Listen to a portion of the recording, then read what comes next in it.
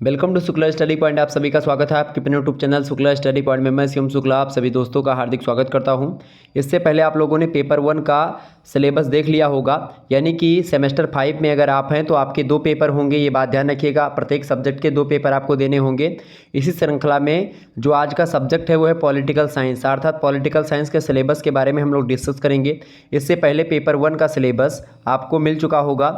Paper 1 के syllabus में आप लोग ऑलरेडी जान चुके हैं, ठीक है। आज के वीडियो के माध्यम से हम लोग पेपर 2 के सिलेबस के बारे में चर्चा करेंगे। अच्छा, पेपर 2 के सिलेबस में आपको क्या पढ़ना है? पेपर 2 में आपको पढ़ना है प्रिंसिपल्स ऑफ पब्लिक एडमिनिस्ट्रेशन, मतलब लोक प्रशासन के सिद्धांत के बारे में आपको जानना है। जो पेपर 1 था उसमें आपको क्या पढ़ना था? तो पेपर 1 में आपको पढ़ना था क्या पढ़ना था भाई? कंपैरेटिव गवर्नमेंट एंड पॉलिटिक्स, ठीक है, यानी तुलनात्मक सरकारें एवं राजनीति, ये आपको पढ़ना था। इसमें यूके के संविधान के बारे में और राजनीति के बारे में, यूएसए के संविधान और राजनीति के बारे में, स्विट्जरलैंड का संविधान और राजनीति, और चाइना के संविधान और राजनीति के बारे में आपको ये पढ़ना था। 4 देशों के संविधान के बारे में। तो ये था पेपर 1, ठीक है, ये बात ध्यान रखिएगा। और पेपर 2 में आपको क्या पढ़ना है? पब्लिक एडमिनिस्ट्रेशन के बारे में, लोक प्रशासन के सिद्धांत के बारे में, ठीक है। तो हम लोग चर्चा करेंगे। 100 नंबर का ये प्रश्न पत्र होगा आपका, और जिनमें से अब मैक्सिमम मतलब अधिकतम अंक जो है 100 नंबर का है, और 33 नंबर का आपका क्या है भाई? 33 नंबर आप अगर पाएंगे तो आपको पास कर दिया जाएगा इस पेपर में, ठीक है। अब यहाँ पर आप देखिएगा, यूनिट 1 में आपको क्या पढ़ना है, इसी प्रकार से यूनिट 2, 3 इस प्रकार से आपको पढ़ना पड़ेगा। देखिए, यूनिट 1 में अर्थात इकाई 1 के अंतर्गत हमको क्या पढ़ना है? Meaning, nature, scope and significance of public administration. Meaning माने होता है अर्थ, ठीक है, तो अर्थ। नेचर माने होता है प्रकृति, प्रकृति बोल सकते हो, या एक प्रकार से इसको स्वरूप भी बोल सकते हो, ठीक है। इसके अलावा स्कोप, स्कोप को आपको विषय क्षेत्र बोल सकते हो, या क्षेत्र आप केवल कह सकते हैं इसको, ठीक है। सिग्निफिकेंस माने होता है महत्व, ठीक है, तो ये इसका मतलब क्या होगा? महत्व। आप माने होता है काकी के। पब्लिक एडमिनिस्ट्रेशन मतलब होता है लोक प्रशासन। तो लोक प्रशासन के प्रकृति, लोक प्रशासन का विषय क्षेत्र, लोक प्रशासन का अर्थ, ठीक है, और लोक प्रशासन का महत्व हमको समझना है ये, ठीक है, सबसे पहली बात। इसके बाद में evolution of public administration as a discipline, मतलब एक अनुशासन के रूप में हमको देखना है लोक प्रशासन के विकास के बारे में। तो लोक प्रशासन का विकास मतलब एवोल्यूशन ऑफ पब्लिक एडमिनिस्ट्रेशन, ठीक है, ये बात ध्यान है, यानी लोक प्रशासन का विकास। एवोल्यूशन माने होता है विकास, पब्लिक एडमिनिस्ट्रेशन मतलब होता है लोक प्रशासन, ठीक है। क्या होता है भैया? लोक प्रशासन, ठीक है। तो इसी लोक प्रशासन को अंग्रेजी में बोलते हैं पब्लिक एडमिनिस्ट्रेशन, ठीक है। एवोल्यूशन का मतलब होता है विकास, ठीक है, हिंदी में। समझिए सर, हर एक चीज़ को मैं बारीकी से समझाता हूँ, ठीक है। तो क्लियर हो गया, यानी हमको समझना है लोक प्रशासन के विकास के बारे में एक अनुशासन के रूप में हमको, यानी एज अ डिसिप्लिन, ओके। इसके बाद में पब्लिक एंड प्राइवेट एडमिनिस्ट्रेशन के बारे में समझना है। पब्लिक माने होता है, पब्लिक माने क्या होता है भाई? पब्लिक माने होता है लोक, ठीक है, और प्राइवेट माने होता है निजी, ठीक है, निजी। तो निजी को बोलते हैं प्राइवेट, और पब्लिक को बोलते हैं लोक, या एक प्रकार से सरकारी आप जान सकते हैं एक प्रकार से, ठीक है। तो लोक प्रशासन एक होता है, या सार्वजनिक जिसको आप बोल सकते हो। इसी पब्लिक को आप सार्वजनिक भी बोल सकते हो, ठीक है, सार्वजनिक, इसको सार्वजनिक भी आप कह सकते हैं, क्लियर। तो सार्वजनिक प्रशासन और निजी प्रशासन, इन दोनों के बीच में संबंध और इन दोनों के बीच में अंतर हम समझेंगे। इसके बाद में हम लोग क्या पढ़ेंगे? इसके बाद में role of public administration in modern state, मतलब एक आधुनिक राज्य में लोक प्रशासन की भूमिका के बारे में समझेंगे। रोल माने होता है भूमिका, पब्लिक माने होता है लोक, एडमिनिस्ट्रेशन माने होता है प्रशासन, इन माने होता है में, और मॉडर्न माने होता है आधुनिक, स्टेट माने होता है राज्य, मतलब एक आधुनिक राज्य में पब्लिक एडमिनिस्ट्रेशन की भूमिका, ठीक है। आगे बढ़ते हैं। तो ये रही इकाई 1। इकाई 1 में हमको इतना पढ़ना था। फिर इकाई 1 में हम लोग आते हैं। इकाई 1 में हम लोगों को क्या पढ़ना है? इकाई 1 में हमको types, basis and principles of organisation. Organisation का मतलब होता है संगठन। क्या होता है इसका मतलब भैया? इसका मतलब होता है संगठन, ठीक है। तो संगठन इंपॉर्टेंट टॉपिक है, यहाँ से लगभग 10 नंबर का प्रश्न आपकी परीक्षा में आता है, ठीक है। तो संगठन का हमको सिद्धांत देखना है सबसे पहली बात। इसके अलावा संगठन के बेस मतलब संगठन का आधार हम लोगों को देख लेना है। इसके अलावा संगठन के टाइप्स मतलब प्रकार हमको देख लेना, भाई संगठन कितने प्रकार का होता है, संगठन के क्या आधार होते हैं, और संगठन के क्या सिद्धांत होते हैं। तो उन्हीं सिद्धांतों में आगे देखेंगे थ्योरीज ऑफ ऑर्गेनाइजेशन, मतलब जो संगठन के सिद्धांत हैं उन सिद्धांतों के बारे में कौन कौन से सिद्धांत हैं उन सिद्धांतों को यहाँ पर लिखा गया है। जैसे कि साइंटिफिक मैनेजमेंट, साइंटिफिक मैनेजमेंट को हिंदी में बोलेंगे वैज्ञानिक प्रबंधन, ठीक है। तो वैज्ञानिक प्रबंधन जो है ये क्या है, ये भी एक प्रकार का सिद्धांत है ऑर्गेनाइजेशन का, वैज्ञानिक प्रबंधन, ठीक है। वैज्ञानिक प्रबंधन जो है ये एक सिद्धांत है, यानी जिसको बोलते हैं साइंटिफिक मैनेजमेंट। दूसरा है आपका क्लासिकल थियोरी, क्लासिकल थियोरी का मतलब होता है शास्त्रीय सिद्धांत। क्या होता है भैया, शास्त्रीय सिद्धांत, ठीक है। थियोरी माने सिद्धांत, तो शास्त्रीय सिद्धांत हम लोगों को देख लेना है। इसके बाद में max Weber's theory of bureaucracy, bureaucracy को हिंदी में बोलते हैं नौकरशाही। क्या बोलते हैं भैया, ब्यूरोक्रेसी को बोलते हैं नौकरशाही हिंदी में, ठीक है। तो नौकरशाही वाला जो सिद्धांत है जो कि मैक्स वेबर ने दिया है, मैक्स वेबर एक समाजशास्त्री भी हैं, तो उन्होंने मैक्स वेबर ने नौकरशाही का सिद्धांत दिया है। तो उस नौकरशाही के सिद्धांत के बारे में समझेंगे, और नौकरशाही का सिद्धांत ये संगठन का ही एक सिद्धांत है, ठीक है। इसके बाद में अगला जो आपका टॉपिक पढ़ना है वो पढ़ना है ह्यूमन रिलेशंस थियरी। ह्यूमन माने होता है मनुष्य या मानव, रिलेशन माने होता है संबंध, थियरी माने सिद्धांत, मतलब मानव संबंध सिद्धांत जो होता है उस सिद्धांतों के बारे में, मानव संबंधी जो सिद्धांत है मानव संबंध सिद्धांत, ठीक है। इसके बाद में decision making theory, decision making का मतलब होता है निर्णय लेने का, एक प्रकार से निर्णय लेना, तो निर्णय लेने वाला जो सिद्धांत है उस सिद्धांत के बारे में हम चर्चा, यानी निर्णय लेने का सिद्धांत। इसके अलावा अगला सिद्धांत है इकोलॉजिकल थियरी, ये सब संगठन के ही सिद्धांत हैं। इकोलॉजिकल मतलब होता है पारिस्थितिक सिद्धांत, ठीक है। क्या मतलब होता है इसका, पारिस्थितिक, ठीक है, ये बात ध्यान रखिएगा, पारिस्थितिक थियरी या सिद्धांत। ये हो गई इकाई नंबर 2। इकाई नंबर 3 में हमको क्या पढ़ना है, इकाई 3 में हमको चीफ एग्जीक्यूटिव, चीफ माने होता है मुख्य, एग्जीक्यूटिव मतलब होता है कार्यकारी या कार्यपालिका, ठीक है, कार्यकारी मान लीजिए। तो चीफ एग्जीक्यूटिव का मतलब क्या होता है, मुख्य कार्यकारी, ठीक है। क्या मतलब होता है भैया, मुख्य कार्यकारी, ठीक है। क्लियर होगी बातें। तो ये हो गई चीफ एग्जीक्यूटिव।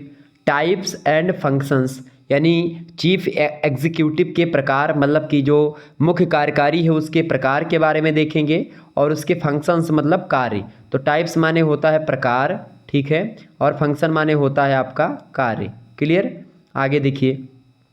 इसके अलावा लाइन स्टाफ, लाइन स्टाफ ये सब एक प्रकार से संगठन टाइप के होते हैं, कार्यकारी से रिलेटेड होते हैं। लाइन हो गया, स्टाफ हो गया, इसके अलावा कुछ जो है ऑक्सिलरी एजेंसीज होती हैं, मतलब सहायक एजेंसियां होती हैं। ऑक्सिलरी मतलब होता है सहायक, ठीक है, सहायक, ओके। ऑक्सिलरी वर्ब का आप लोगों ने नाम सुना होगा, तो वही है ऑक्सिलरी मतलब सहायक, एजेंसीज मतलब होता है एजेंसियां, ठीक है। तो वो एजेंसियां जो कि सहायक एजेंसियां हैं, खास करके एग्जीक्यूटिव की, मतलब कार्यकारी की, मुख्य कार्यकारी की। इसके अलावा डिपार्टमेंट्स, डिपार्टमेंट्स को हिंदी में बोलते हैं विभाग, ठीक है। तो विभागों के बारे में चर्चा करेंगे, ठीक है, विभाग क्या होता है। इसके अलावा पब्लिक कॉरपोरेशन, पब्लिक कॉरपोरेशन मतलब होता है, पब्लिक कॉरपोरेशन का क्या मतलब होता है भाई, सार्वजनिक निगम। पब्लिक माने सार्वजनिक, कॉरपोरेशन का मतलब होता है निगम, ठीक है। तो जैसे नगर निगम हो गया, तो इसी प्रकार से क्या होता है, पब्लिक कॉरपोरेशन होता है तो उसको बोलते हैं सार्वजनिक निगम। तो सार्वजनिक निगम कई सारे हैं, उनके बारे में जानेंगे। इसके अलावा बोर्ड्स एंड कमीशंस इंडिपेंडेंट, तो बोर्ड एंड कमीशंस का मतलब हो गया बोर्ड और आयोग, बोर्ड को बोर्ड ही कहते हैं, कमीशंस को आयोग कहते हैं। इसके अलावा इंडिपेंडेंट रेगुलेटरी कमीशंस, मतलब जो स्वतंत्र नियामक आयोग है उनके बारे में, स्वतंत्र नियामक आयोग। रेगुलेटरी मतलब क्या हो गया, एक प्रकार से इंडिपेंडेंट मतलब हो गया स्वतंत्र, ठीक है, क्या हो गया, स्वतंत्र। रेगुलेटरी का मतलब क्या हो गया, नियामक, ठीक है, नियामक। और कमीशंस का मतलब क्या हो गया, आयोग। इसके बाद में हमको क्या पढ़ना है, डिलेक्टेड मतलब कि डेलीगेटेड लेजिस्लेशन, मतलब प्रत्यायोजित जो विधान है उसके बारे में हमको पढ़ना है। तो इस प्रकार से हम लोगों को इतने चैप्टर्स पढ़ने हैं इकाई नंबर 3 से। इकाई नंबर 4 में हम प्रवेश करते हैं। इकाई 4 में अपने को क्या पढ़ना है भाई, इकाई 4 में पढ़ना है कॉन्सेप्ट ऑफ बजट, मतलब बजट के सिद्धांत के बारे में, या बजट की संकल्पना जो है या अवधारणा बजट की उसको समझना है, यानी बजट की मीनिंग, अर्थ, इन सभी के बारे में, बजट का इतिहास समझना है हमको। इसके बाद में फॉर्मेशन एंड एक्सक्यूजन ऑफ बजट, मतलब कि निर्माण एवं क्रियान्वयन जो बजट का होता है, बजट का निर्माण कैसे किया जाता है, फॉर्मेशन इसका कैसे, फॉर्मेशन मतलब होता है निर्माण, ठीक है, फॉर्मेशन का क्या मतलब होता है निर्माण, और जो है एग्जीक्यूशन का मतलब होता है क्रियान्वयन, मतलब किस प्रकार से उसको आगे बढ़ाना है, ठीक है, क्या बोलेंगे इसको, क्रियान्वयन।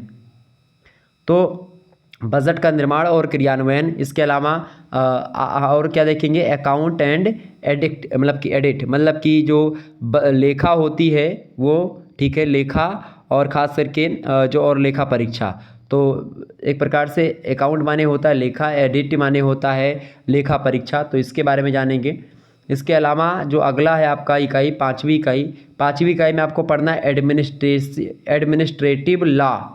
एडमिनिस्ट्रेटिव लॉ का मतलब होता है प्रशासनिक कानून, ठीक है, क्या मतलब होता है भैया, प्रशासनिक कानून, प्रशासनिक कानून, ठीक है, प्रशासनिक कानून इसका मतलब होता है। इसके बाद में अगला जो है आपका डेलीगेटेड लेजिस्लेशन। डेलीगेटेड लेजिस्लेशन मतलब होता है प्रत्यायोजित विधान या एक प्रकार से कानून, प्रत्यायोजित जो विधि या रिलेटेड जो कानून होता है वो, ठीक है। इसके अलावा एडमिनिस्ट्रेटिव ट्रिब्यूनल्स, एडमिनिस्ट्रेटिव ट्रिब्यूनल्स का मतलब होता है प्रशासनिक जो न्यायाधिकरण है उसके बारे में जानेंगे, ठीक है। इसका मतलब होता है ट्रिब्यूनल्स का मतलब होता है न्यायाधिकरण, और एडमिनिस्ट्रेटिव का मतलब होता है प्रशासनिक, ठीक है, तो प्रशासनिक न्यायाधिकरण के बारे में जानेंगे। इसके बाद में आप लोगों को क्या पढ़ना है आगे, इकाई नंबर 6 में न्यू पब्लिक एडमिनिस्ट्रेशन, मतलब नया लोक प्रशासन के बारे में, न्यू लोक प्रशासन के बारे में आपको जानना है। इसके अलावा न्यू पब्लिक मैनेजमेंट जो है नया लोक प्रबंधन के बारे में आपको जानना है। इसके अलावा न्यू पब्लिक सर्विस अप्रोचेस, मतलब नया लोक सेवा का दृष्टिकोण, और इसके अलावा गुड गवर्नेंस मतलब सुशासन, तो सुशासन को बोलते हैं गुड गवर्नेंस, ठीक है। इन सभी के बारे में आपको पढ़ना है, सभी न्यू पब्लिक एडमिनिस्ट्रेशन मतलब कि नया लोक प्रशासन, नया लोक प्रबंधन, नया लोक सेवा दृष्टिकोण और सुशासन, ठीक है, ये आपको इकाई नंबर 6 में पढ़ना है। इकाई नंबर 7 में आपको क्या पढ़ना है, इकाई नंबर 7 में आपको पढ़ना है डेवलपमेंट एडमिनिस्ट्रेशन, मतलब जो प्रशासन का विकास होता है, प्रशासन का विकास हम समझेंगे। इसके अलावा कॉन्सेप्ट ऑफ एडमिनिस्ट्रेटिव डेवलपमेंट, मतलब कि प्रशासनिक विकास की अवधारणा को समझेंगे। इसके अलावा relationship between political and permanent executive, मतलब राजनीतिक एवं अस्थायी कार्यकारी के बीच में हम संबंधों को देखेंगे, ठीक है। तो ये हो गया आपका इकाई नंबर 7। इकाई नंबर 8 में हम लोगों को पढ़ना है एवोल्यूशन ऑफ इंडियन एडमिनिस्ट्रेशन, मतलब भारतीय प्रशासन का विकास कैसे कैसे हुआ शुरुआत से लेकर के और वर्तमान तक हम देखेंगे। एंशियंट टाइम में या एंशियंट भारत में, प्राचीन भारत में भारत का विकास कैसा रहा है, ठीक है। भारत में एक प्रकार से इंडियन एडमिनिस्ट्रेशन मतलब कि जो भारतीय प्रशासन है उसका विकास कैसे रहा है। मेडिवल मतलब होता है मध्यकाल में कैसा रहा है, ठीक है, मध्यकाल में कैसा रहा विकास। और मॉडर्न का मतलब होता है आधुनिक समय में एक प्रकार से इसका विकास कैसे हुआ। तो इन समस्त जो है विकास के बारे में, चाहे वो प्राचीन भारत की विकास की बात हो, चाहे मध्यकाल में और चाहे आधुनिक, तो इन सभी में किस प्रकार से भारतीय प्रशासन का विकास हुआ है उसको हम लोग जानेंगे, ठीक है। तो ये रहा आपका सिलेबस जिसके बारे में हम लोगों ने चर्चा करी। इसके बाद में आपका जो है वो एक प्रकार से आपको क्या पढ़ना है, उसके बाद में आपको public policy formulation and administration या एडमिनिस्ट्रेशन इन इंडिया, आपको ये पढ़ना है। और ये एक प्रकार से आपको बता दूं, ये आपका कैसा पेपर है, ये पॉलिटिकल साइंस का ही है, लेकिन ये एक प्रकार से थियरी का नहीं है, आपको प्रोजेक्ट टाइप का है, ठीक है। ये आपका प्रोजेक्ट है और इसमें आपको ये भी 100 नंबर का होगा, लेकिन क्रेडिट इसकी 2 है और 33% इसमें ही पास होंगे आप। तो ये आपके कॉलेज वाले ही करवाएंगे, तो आप इसको देख लीजिएगा, सिलेबस ये है, ठीक है। तो इस प्रकार से ये सिलेबस आपके थे कुछ पॉलिटिकल साइंस के जो हमने आपको बताए। निश्चित तौर पर आपके समझ में आया हुआ होगा पॉलिटिकल साइंस का सिलेबस। इससे पहले पेपर 1 का सिलेबस ऑलरेडी हम चर्चा कर चुके हैं, कंपैरेटिव गवर्नमेंट एंड पॉलिटिक्स के बारे में। यूके, यूएसए एंड स्विट्जरलैंड और चाइना, इन 4 देशों के संविधान के बारे में आपको वहाँ पर पढ़ना है। तो इन सभी से रिलेटेड क्लासेस जो होंगी जल्दी मैं प्रारंभ करवा दूंगा, ठीक है। 15 अगस्त के बाद तक आप देखते हैं, 15 अगस्त के बाद या लगभग थोड़ा सा इस महीने में थोड़ा सा क्लासेस कम ही हो पाएंगी, क्योंकि इस महीने में बहुत ज़्यादा बिजी रहूँगा, लेकिन फिर भी मैं पूरी कोशिश करूँगा कि जो है क्लासेस आपकी प्रारंभ करवा दी जाए, ठीक है। तो आप ये जो है क्लासेस देखिए जो सिलेबस वाली है, तब तक इनको आप समझिए, बाकी क्लासेस आपकी जल्दी प्रारंभ होने की संभावना है, ठीक है। धन्यवाद, मिलते हैं फिर नेक्स्ट वीडियो में, तब तक के लिए जय हिंद, जय भारत।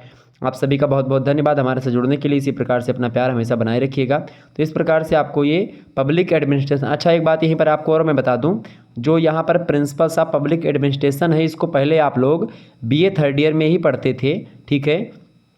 एक बात आपको बता दूं कि चूंकि बहुत सारी वीडियो आपको मिल जाएंगी हमारे चैनल पर इसकी, तो BA थर्ड ईयर का जो पेपर 1 है, BA थर्ड ईयर पेपर 1, ठीक है, BA थर्ड ईयर पेपर 1 आप देख लीजिएगा। BA third year paper 1 public administration का ही है, मतलब लोक प्रशासन का ही है, तो आप उसको ज़रूर देख लीजिएगा। उसमें आपको चैप्टर नंबर 1 मतलब लोक प्रशासन के बारे में हमने विस्तार से उसमें चर्चा करी हुई है। मॉडल पेपर भी कई सारे आपको मिल जाएंगे, तो लोक प्रशासन वाला ये आप देख सकते हैं, ठीक है। आप इसको देख करके आसानी से अपनी तैयारी कर सकते हैं, ठीक है। चलिए फिर मिलते हैं हम नेक्स्ट वीडियो में, तब तक के लिए जय हिंद जय भारत। आप सभी का बहुत बहुत धन्यवाद हमारे से जुड़ने के लिए। इसी प्रकार से अपना प्यार बना रखिएगा। तो प्रिंसिपल्स ऑफ पब्लिक एडमिनिस्ट्रेशन का ये अपलोडेड है हमारे चैनल पर, आप देख लीजिएगा। BA थर्ड ईयर का अभी 2023 में हमने पढ़ाया है इसको। धन्यवाद। चलिए बहुत बहुत धन्यवाद।